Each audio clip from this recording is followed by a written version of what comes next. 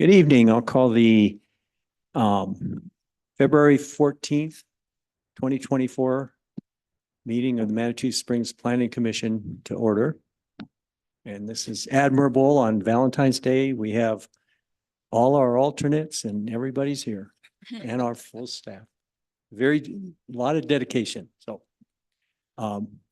first item I'll call the roll.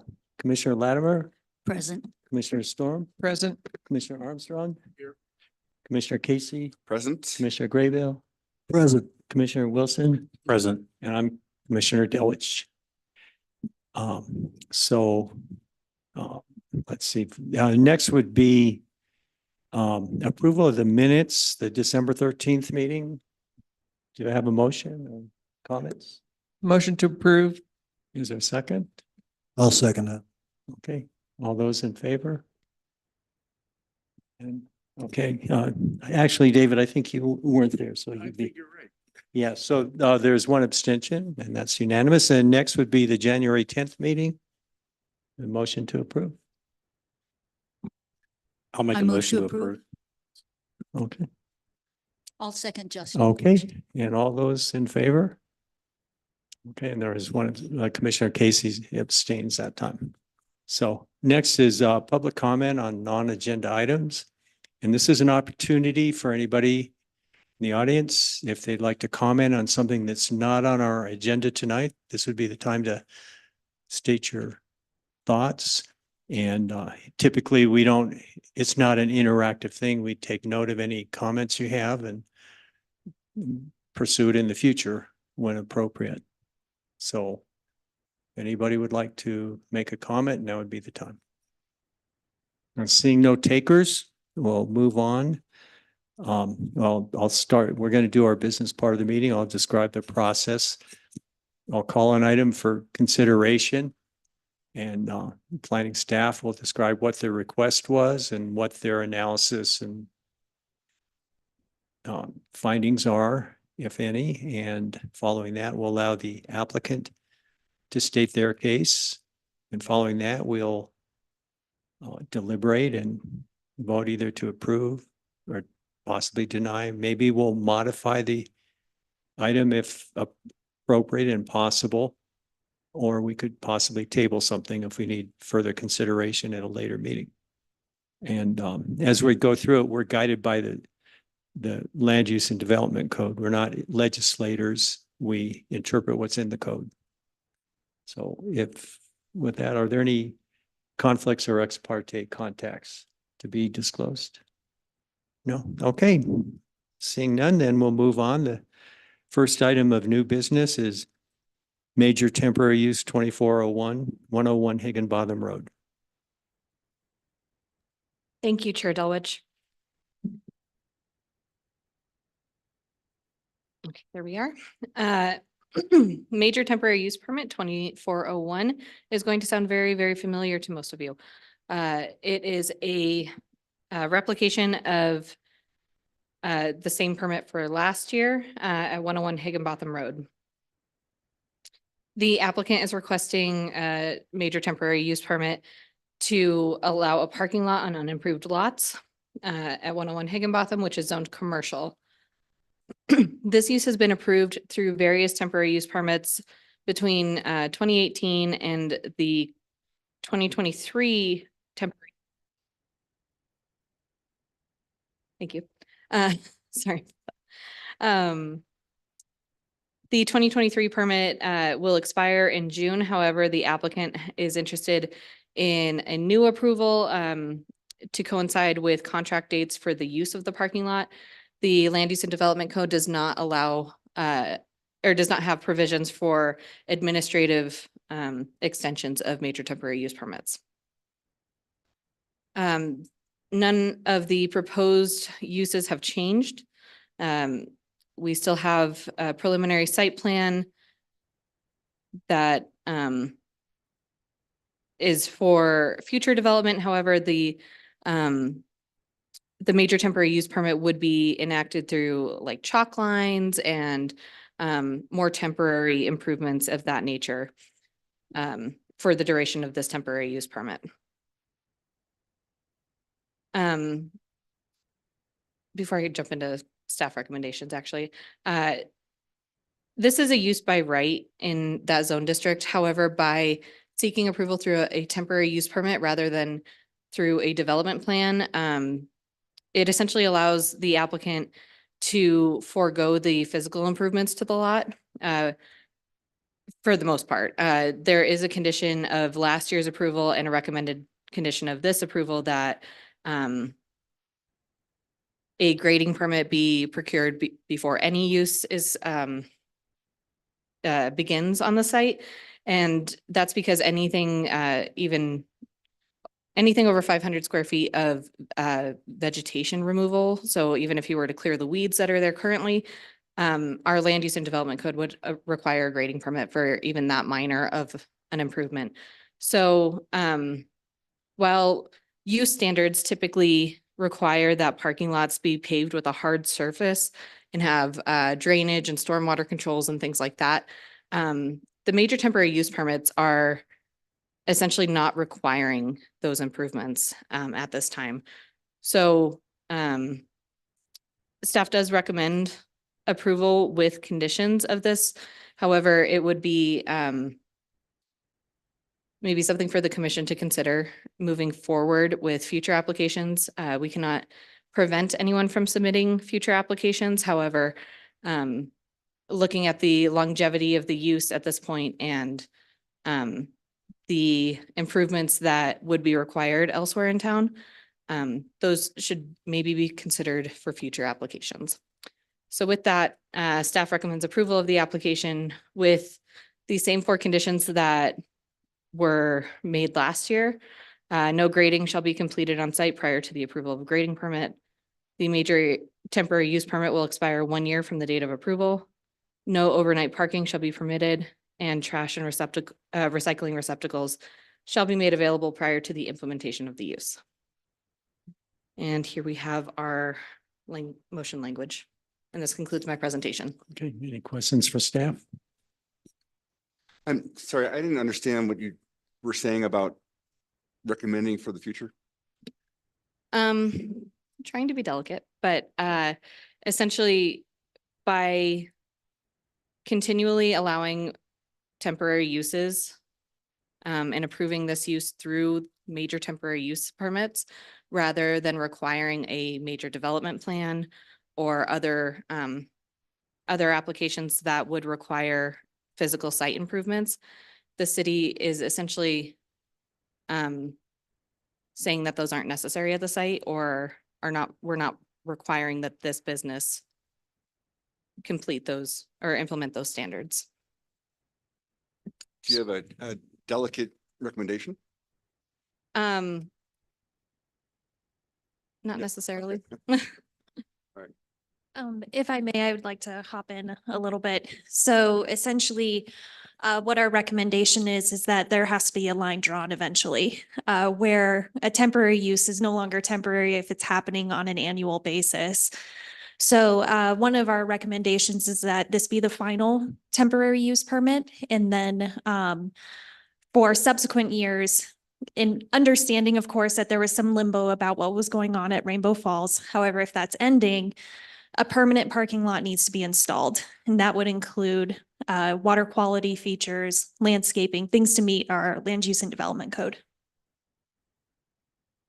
So if we make a motion to approve on that and approve this, then we would just include with recognition that this is the final permit. Can we just add that to the language, of the motion? That should be okay, is my understanding. I would actually recommend not conditioning the approval on a future denial of another temporary use permit. You can just keep it to what's in front of you today, consider what staff has let you know, but not conditioning it on a future denial. Does that make sense? So how do we so is there a way you want to have a record of any type to notify the applicant that this is the final, other than verbal? So it's on the record right now and in the public meeting. And if it comes up again, either this commission or a future commission will have to keep that in mind, as will staff. They can bring that up at a future presentation should this arise again. It just gets a little sticky if you're conditioning an approval on a future denial or saying that this is the last approval. Does that make Right, sense? I understand. So we Yeah. just need to incorporate it into the language of the code. As that you need no more than 2 temporary permits for the same condition or something. That could be something to potentially consider for the future. Yes, yeah. So in our staff reports, we do typically list a history of past approvals. And so if this was discussed at last year, we could pull up those meeting minutes and kind of trace back that way. So that's always a good indicator when you're going through our staff reports. You are welcome to go to our website and search for those previous approvals to see if these topics came up.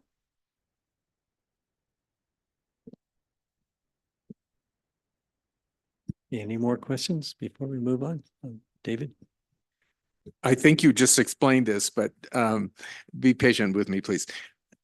So if they would come and ask for a temporary permit next year, what is where's the flag? Where's the alert in the process?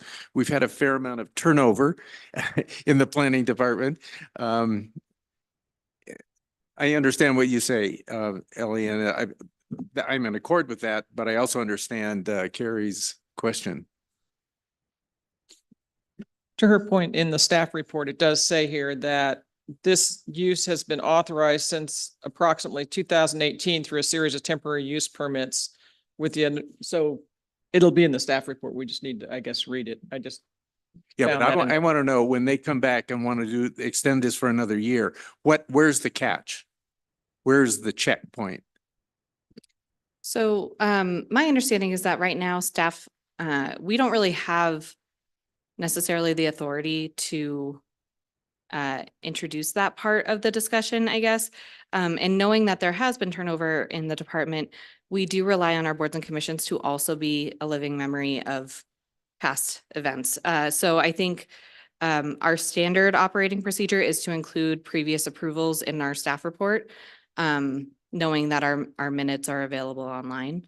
But I think we can maybe brainstorm some ideas of previous, it just, how much do we include without it becoming cumbersome? You know, if this has been going on since 2018, do we include all meeting minutes between 2018 and now, or, you know, so I think there's some of that as well.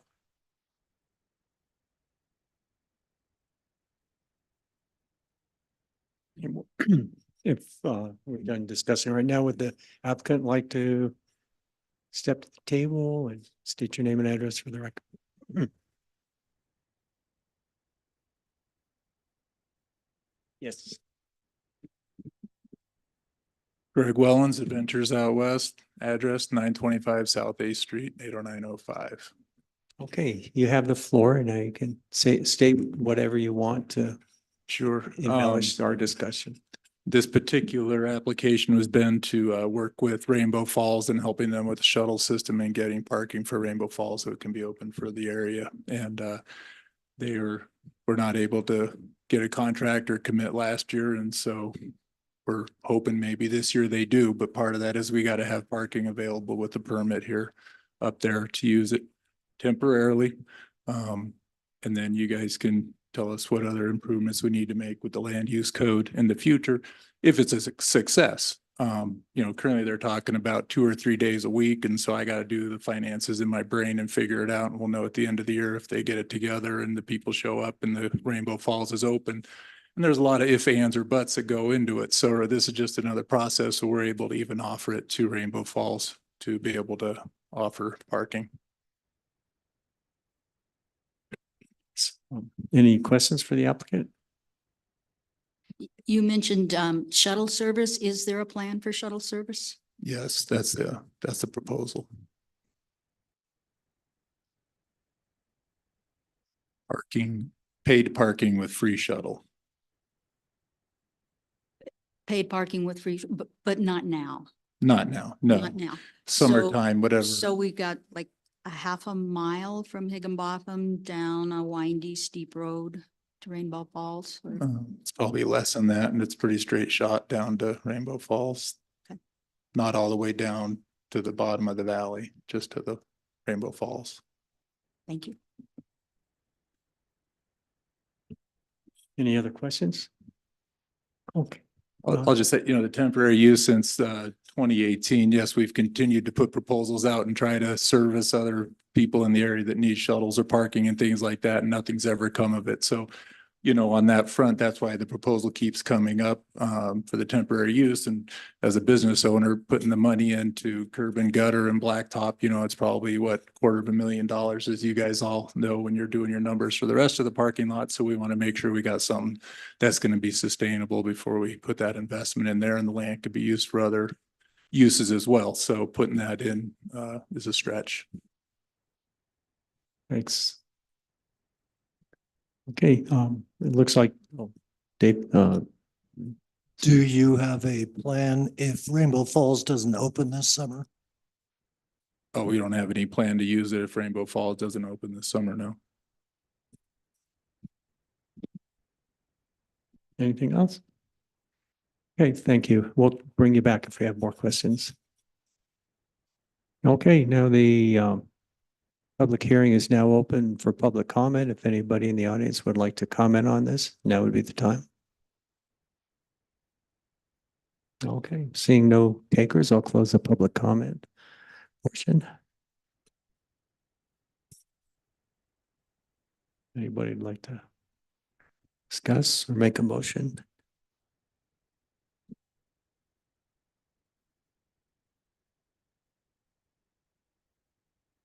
I'll move for approval of major temporary use permit at 101 Higginbotham Falls. It's, hold on. What, put my glasses on. Major temporary use permit 2401 with the staff recommendations. Okay, motion second, any discussion? Not, then all those in favor, vote. Those opposed? Okay, we've got 6 yes and 1 no. Okay, so that's done. We'll move on. The next item of business is a short-term rental, 2307, 7 Mountain View Road.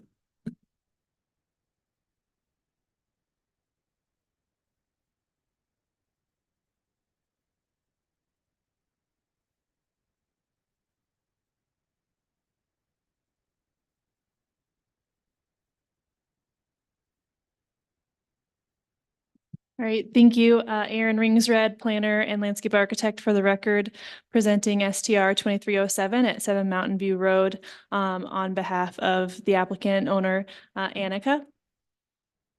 We have a map here showing where this property is located. It is showing up as yellow because we do put a hold on properties when they're being considered so that we know not to allow for any other applications to move forward while there's that hold on that 500-foot buffer. So this property is currently outside of any other active short-term rentals and their buffers. You can see this is the nearest buffer to the west, a few properties away to the east, and then here to the southeast. A few additional things about the short-term rental permit. If an approval is granted of a short-term rental permit, a business license is also required. Based on a business license, there would also be a safety inspection prior to the permit being active and being able to be rented out. The short-term rental permit is only valid from 1 year from the date of issuance, and it must be renewed yearly. And then at that point in time, it's double checked that all of those conditions of a short-term rental permit have been adhered to in terms of number of days of rental and occupancy.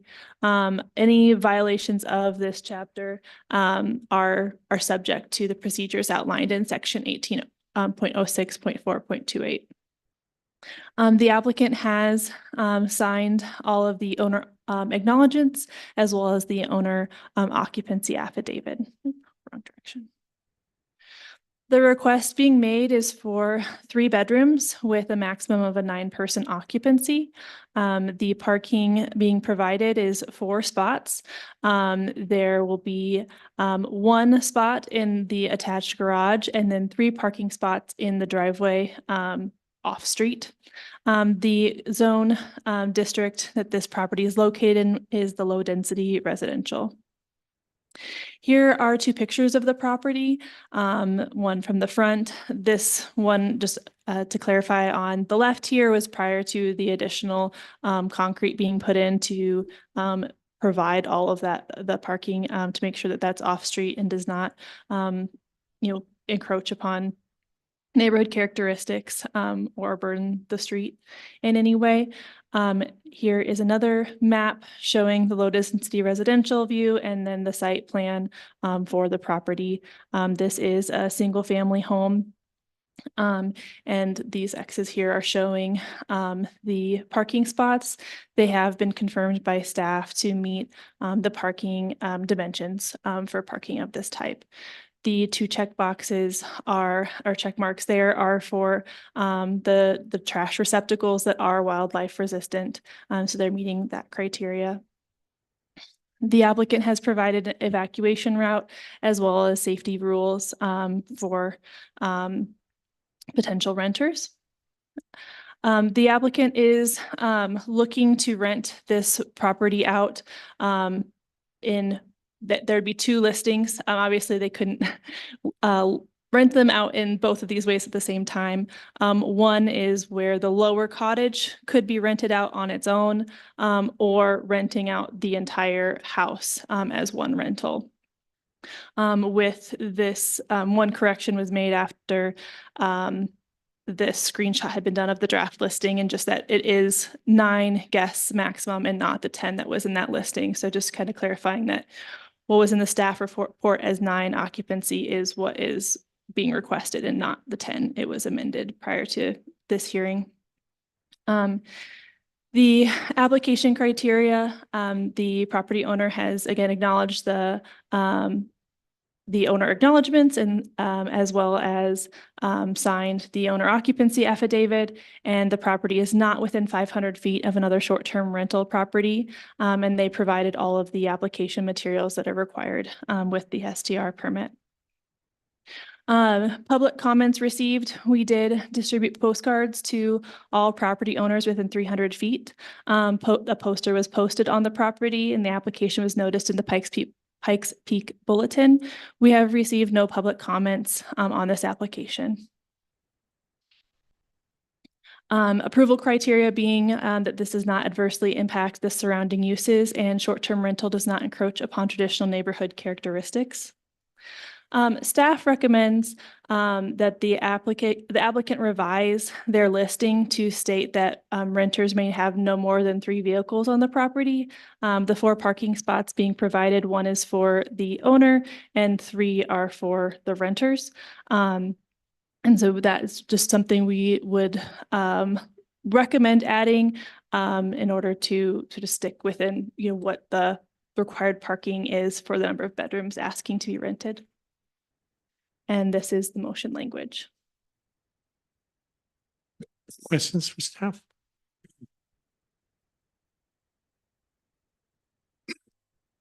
Historically, aren't the occupancy rates 2 persons per bedroom?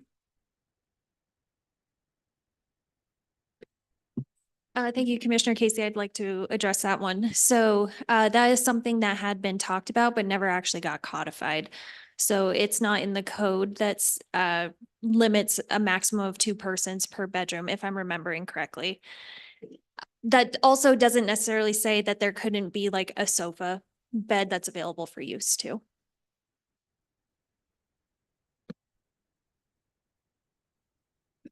Any other questions? Okay, would the applicant like to step to the table and start by stating your name and address for the record? Good evening. My name is Annika Ananda and my address is 7 Mountain View Road, Manitou Springs, Colorado, 80829. Okay, you have the floor. So Thank you. Well, I'm a long-term resident. I've raised my children here. They all went to all 3 schools, and I have come back to the area. I rented it as a long-term rental for a couple of years, for like actually about 4 years, to the Mendozas, who are also long-term residents of the area. I have a business here. And I am currently just loving living back in Colorado. My children are back in California. We're kind of between the two. And so I would like to live here part-time, at least 6 months of the year. I would like to be able to rent at times to families, to good renters every so often for a weekend or a month or a week type of rental to make at least my maximum 21 days. I'm not looking to do big business thing, but I'd like to be able to come up with a way to help cover some of my expenses to enjoy living in both these beautiful places that I live in. Questions for the applicant? Justin? Could you expound upon how you came up with the number for 9 at your property? Yeah, so I have 3 good-sized bedrooms. And in one of the bedrooms is a sofa bed as well. I have another sofa bed in the main area. And So my hope was that it accommodates for families, for a little bit larger group. I'm not looking to, host but I mean, I'll have pretty strict, questions regarding what kind of people are going to rent the place. I know my neighbors, my neighbors look out for my place, I look out for them. So I'm certainly wanting to be very considerate, but I would like to have that flexibility just because I know I'm a grandparent now, actually, and I just know how it is when you have some little ones. It's nice to be able to have that occupancy. I am planning on stating that it's 6 for the price that I'll be asking for per night. And then it'll be $25 extra per person up to 9. So it helps possibly make it a little bit more clear and really just for people who are wanting to extend their family visit.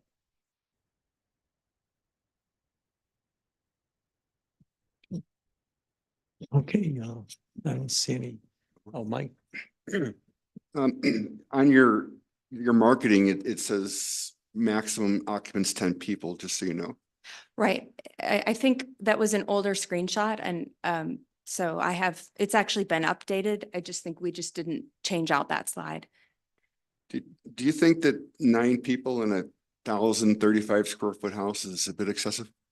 Well, it's actually closer to 17. I think that's, for some reason, that's stating the above or like the square footage that is on the 2 top floors. There's 3 floors to the house.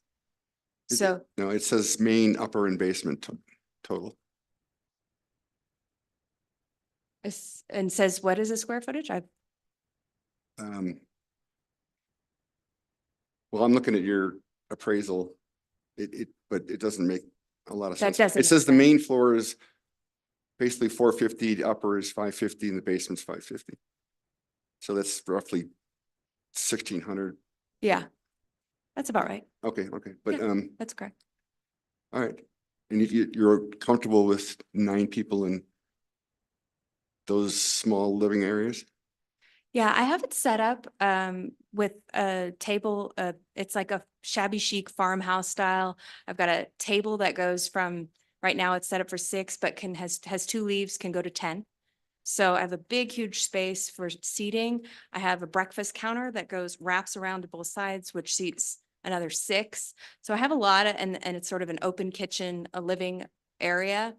It's more of a cozy nook of a TV space, right? But then I also have some seating up in that main area. And it's not meant for people to, it has quite a bit of land. And so I have a really nice space to be outdoors. And it's meant for people to enjoy, just having a space to be together, to rest. But it's not like, yeah, it's a cozy, that's why I called it a cottage house. Thank you.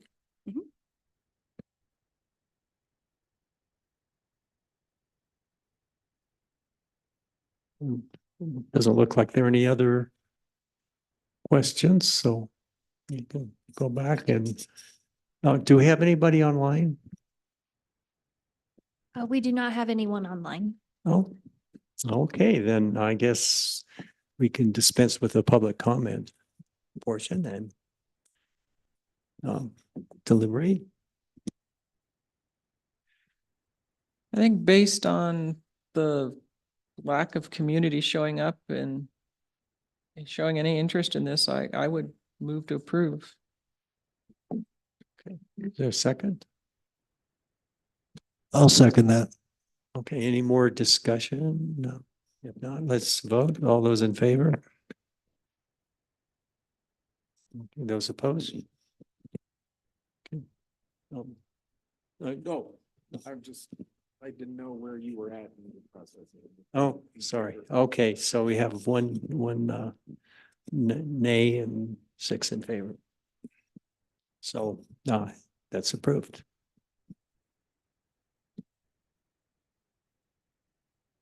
So we'll move on.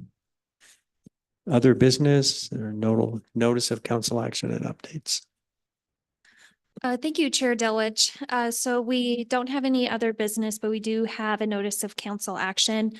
The floodplain amendment and how that relates to the waiver of replat application that was heard by the City Planning Commission. I want to say maybe 2 months ago, that did get approved. So it is in the process to be codified currently. So that went through, no questions asked. Okay, anything else? No? We do also have some staffing updates. Okay, If you're ready for some staff updates. sure, we are ready for it. Yes, so a couple. We did have an administrative clerk start this past Monday. And so that person will be splitting their time half with the city planning department and half with HR. And so this individual is employed by the city of Manitou. It's not a temporary employee where we were having some issues in the past. This individual has already been trained up on minutes, so we expect that that will smooth out very quickly here. They also will be taking on like our public notification, as well as some other like filing duties that we have with the planning department. So that happened.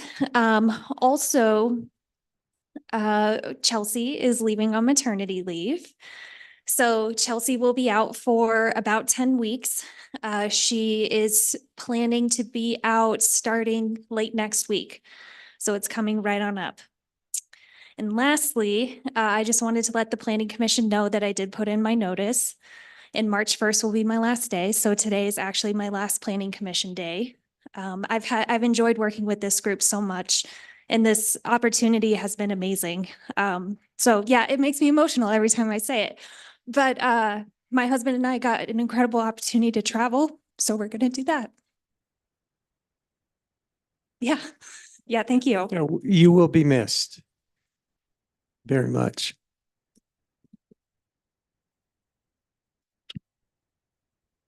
Okay, if there's nothing else, then Mike?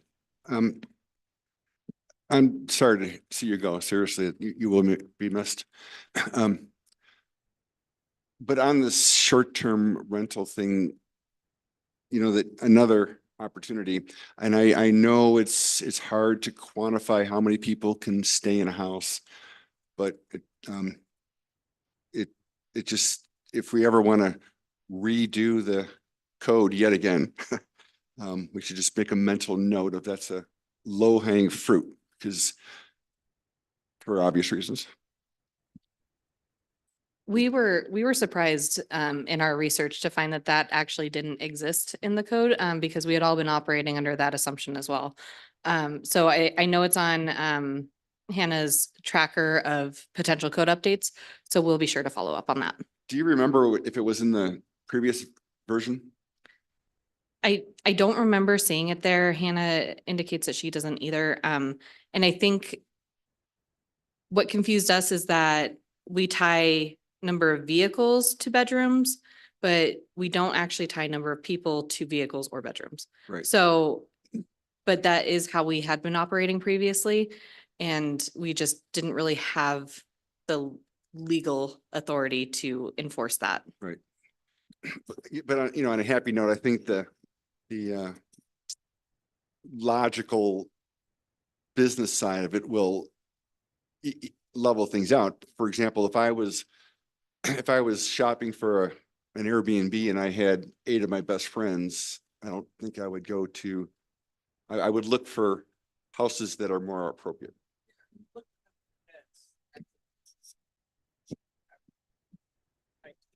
Right. And I'm trying to be delicate. Yeah. Yeah, as I remember, when we were discussing the code update, I tried to, I was lobbying for some sort of limit, like if you have a 10-bedroom house, you couldn't have 20 people. And at the time, I think it was Austin that just said, you can't do that for residential. Yeah, so you can't, it was putting us in legal jeopardy is what I remember him saying, that because I kind of wanted to, because this has come up over the years, or 4-bedroom house, 4 cars, and I was saying, can't we limit it? And the feedback I remember was, it's hard to do.